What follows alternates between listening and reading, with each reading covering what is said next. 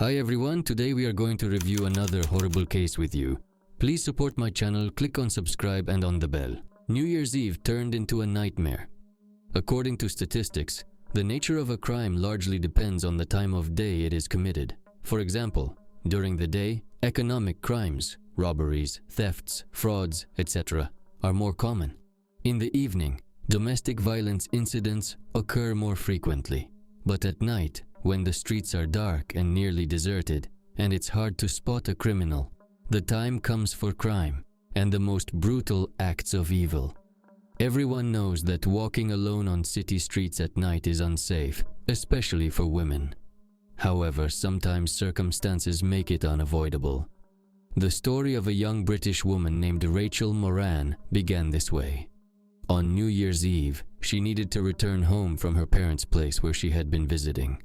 The distance was only about 1 mile along a route she walked daily, yet this time, Rachel never made it home, disappearing about 150 feet from her destination.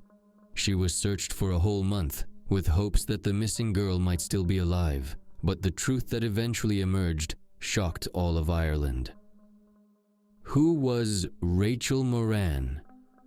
Rachel Moran was born on January 17, 1981, in Englishcole on the island of Ireland. She was the youngest of 4 children in the family of Wanda and Ray Moran. She grew up with 2 older sisters and a brother with whom she was always very close. From a young age, Rachel absolutely loved dancing.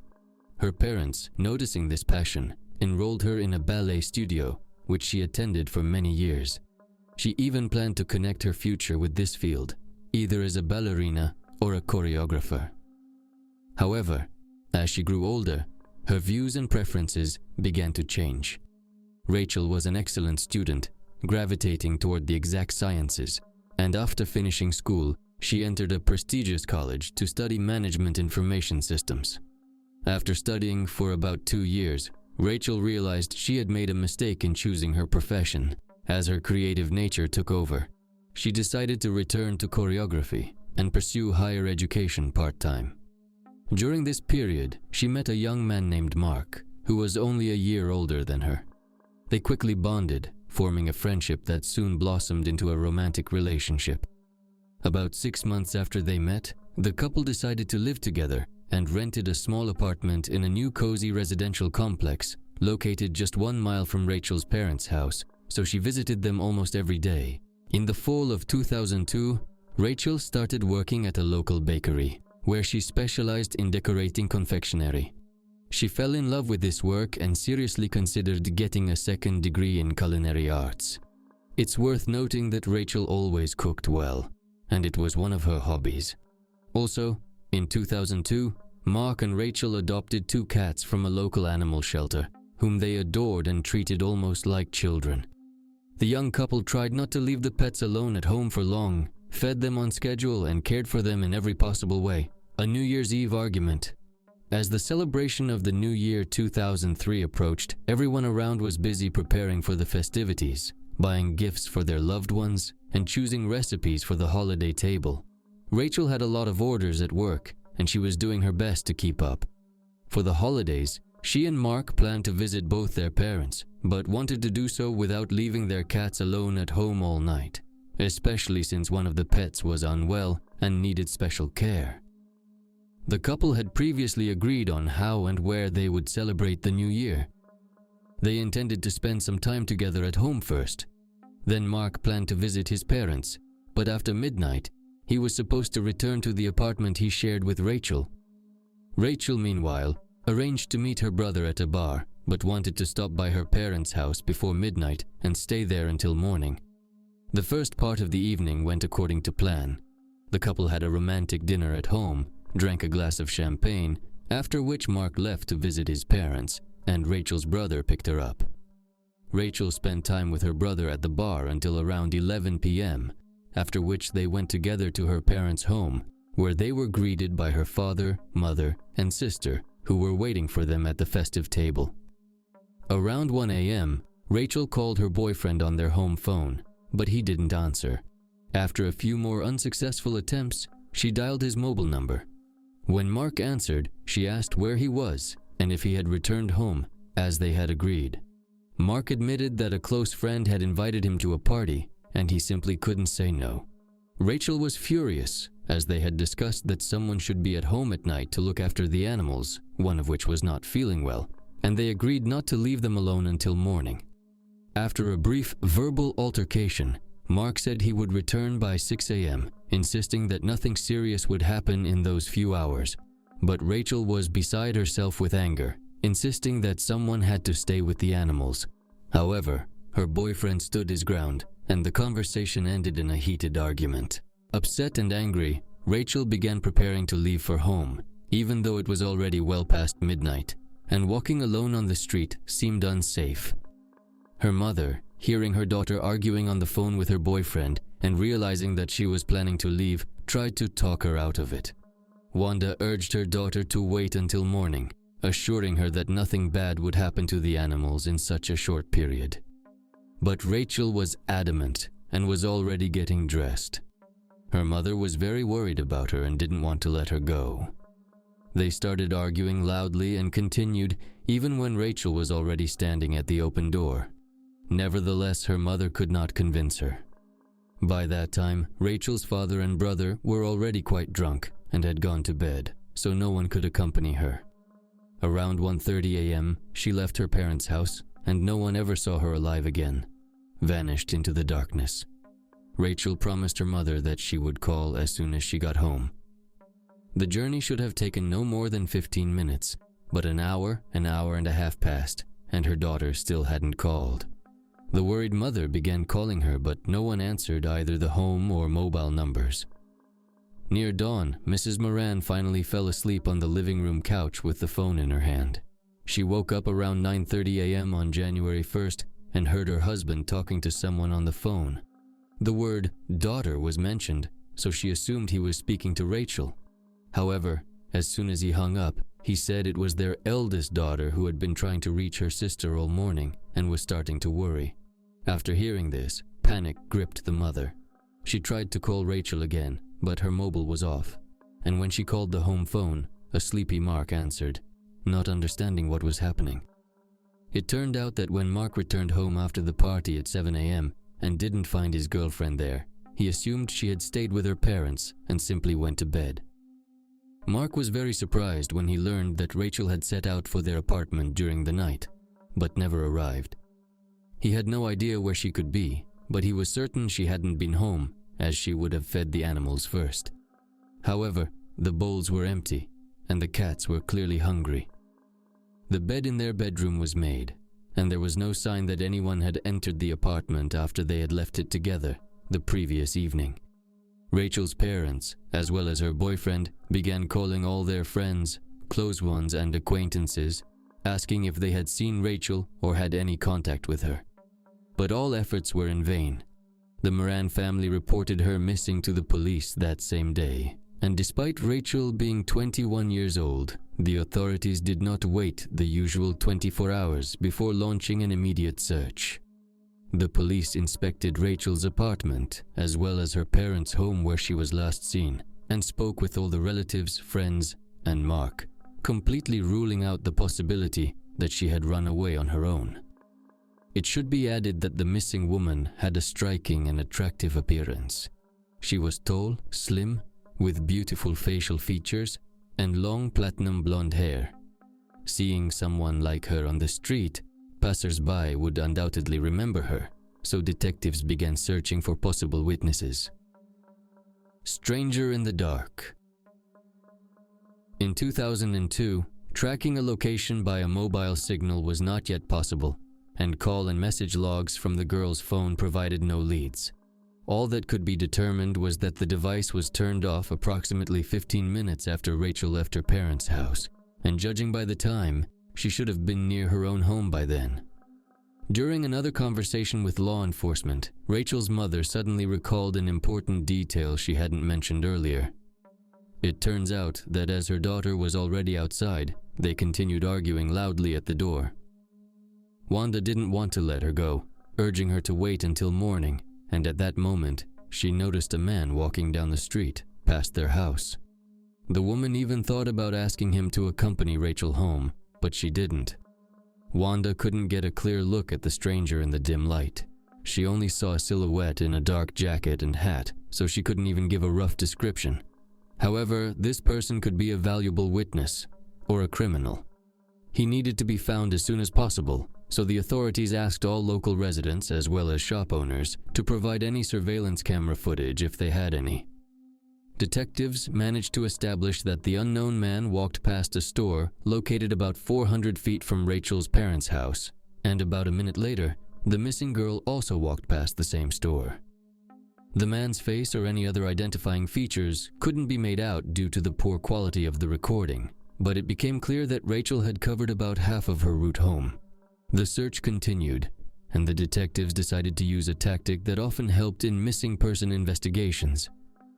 They found a girl who closely resembled Rachel, dressed her in clothing identical to what Rachel was wearing on the night she disappeared, and asked her to walk the same route at night. All of this was filmed, and then the footage of the blonde walking down the street at night was shown on the news, with a request for anyone who had seen her on New Year's Eve to come forward. The plan worked, and several people reported seeing a lone girl walking, as well as a dark male silhouette. However, one witness who was smoking on a balcony saw the man pass by first, followed by the blonde. Another witness, living near the residential complex where Rachel's apartment was, claimed that the girl passed by first, followed a few feet behind by the man. This suggested that the stranger either fell behind or that it was a different person altogether. 10 days into the search, another camera was discovered along the girl's route, located about 150 feet from her home. The footage showed Rachel walking by, followed closely by a man. There was little doubt that it was the same man, as he had a similar build and was wearing identical clothing. It appeared that at some point, the man let the girl walk ahead of him and then began following her. Disturbing clues. The large-scale search for the missing girl began within the first few days of her disappearance. Detectives marked a 10-mile search radius and involved helicopters, divers, search dogs, and hundreds of volunteers.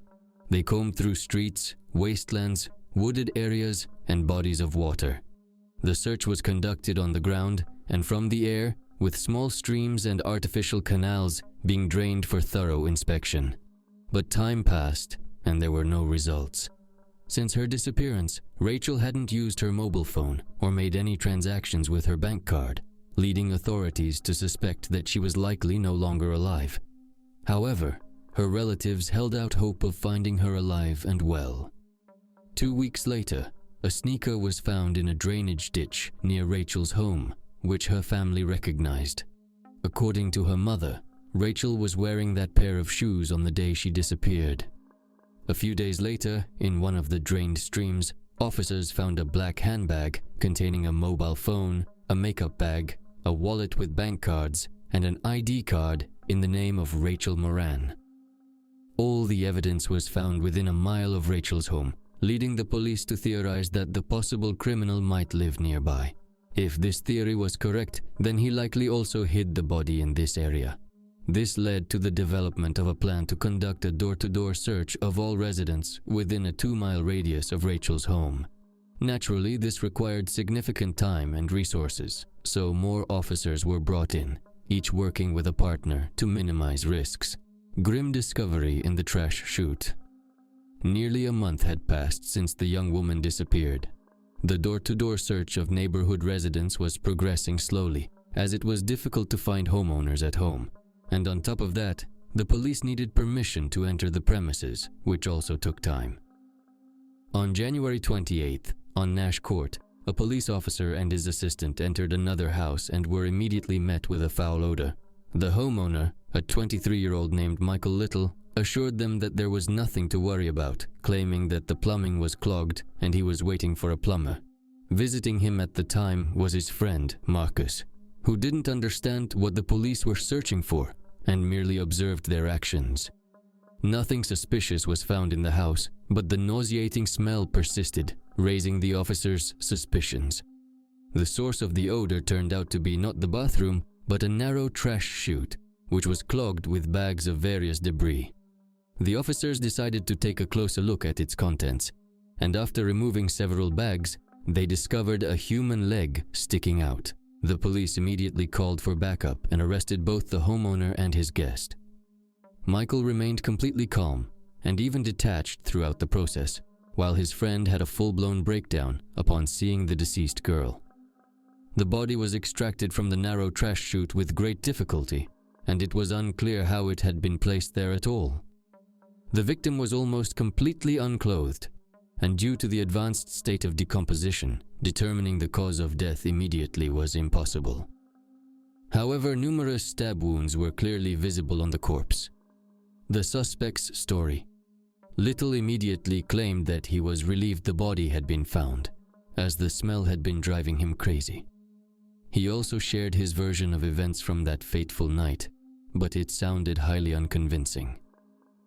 According to him, while walking down the street, he overheard the argument between the mother and daughter, from which he gathered that the girl was planning to go somewhere alone. He followed her, struck up a conversation, and they became acquainted. When they reached Michael's house, he allegedly invited her in, and Rachel agreed. According to Little, they drank a little, chatted, and then engaged in intimate relations by mutual consent, after which he fell asleep. The suspect claimed that he woke up around 5 in the morning and saw the girl in the kitchen acting irrationally. On the table lay a small bag of prohibited substances belonging to him, and he assumed that his guest had tried something from it. Then, according to him, she grabbed a knife and attacked him, but he managed to knock the weapon out of her hands and delivered several blows that turned out to be fatal. Michael attributed the entire incident to an unfortunate accident in the process of self-defense. Naturally, everyone who knew the deceased girl disagreed with this version. First of all, Rachel would never have spoken to a stranger on a deserted street at night, let alone gone anywhere with him. Secondly, she would never have cheated on her boyfriend. And thirdly, she had never used any prohibited substances in her life. The autopsy revealed that the girl had been subjected to intimate violence, as evidenced by the characteristic internal injuries, and traces of Little's seminal fluid were found inside her. Moreover, the victim's body had 27 stab wounds, which did not look like self-defense, and a third of them were inflicted from behind. Who is Michael Little? After the suspect's arrest, law enforcement reviewed his background and discovered that this young man already had an extensive criminal record. He grew up in a troubled family and had been caught stealing multiple times while still in school. Incidentally, he never finished school, and as a result, due to the lack of basic education, he couldn't find even a somewhat decent job, lived on benefits, and also on what he obtained illegally. He had been arrested several times for possession and distribution of prohibited substances. Acquaintances described Little as a pathological liar. He constantly boasted about his intimate exploits and the impressive number of lovers, though in reality, all the girls tried to avoid this strange and aggressive guy. Recently, however, Michael had been increasingly telling stories about a tall blonde he was allegedly dating, though no one had ever seen her with him. Law enforcement speculated that the suspect might have previously seen the victim since they lived in the same neighborhood, with their homes just a few hundred feet apart. It's likely that he developed an interest in the girl and began fantasizing, telling his friends about her. On that fateful night, seeing her alone on the street, the criminal decided to seize the opportunity and attack her. However, the victim and her assailant had not been acquainted before. A new, even stranger version. As the investigation continued, the suspect unexpectedly retracted his initial statements and presented an entirely different version, claiming that his friend Marcus, who was arrested along with him, was the real criminal. Allegedly, Marcus was the one who met the girl on the street that night and brought her to his house. They drank together, and then the guest began showing interest in the homeowner, leading them to retreat to his bedroom. After the intimate encounter, according to the accused, an enraged Marcus burst into the room, furious that Rachel had chosen someone else over him. He attacked the girl with a knife, ending her life, and then threatened Michael with violence, demanding that he help hide the body and remain silent about what had happened. Naturally, no one believed this story, although the accused and his lawyer insisted that this was exactly how things had unfolded. However, no evidence linked Marcus to the crime, he had an alibi for New Year's Eve, and his reaction when the body was discovered indicated that he had no idea about the nightmare that had occurred in his friend's house. Trial and sentence. Michael never admitted his guilt, so the exact sequence of events from that fateful night could only be partially reconstructed. It was determined that on December 31st, 2002, Little attended a party and was preparing to celebrate the new year with friends. At the party, he tried to flirt with one girl but was rudely rejected, and then with another but with the same result. Angry and intoxicated, Michael left the event and headed home, where he happened to cross paths with Rachel, upon whom he unleashed all his pent-up rage. He overheard the girl arguing with her mother and decided to follow her. At some point, the criminal turned off the road into a dark alley and waited for his victim to pass by, then followed her.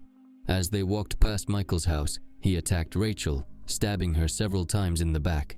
It's likely that he then dragged the unfortunate girl into his home, where he took advantage of her, then finished her off with the same knife and hid her body in the trash chute. In October 2003, Little was found guilty of assaulting and taking the life of Rachel Moran.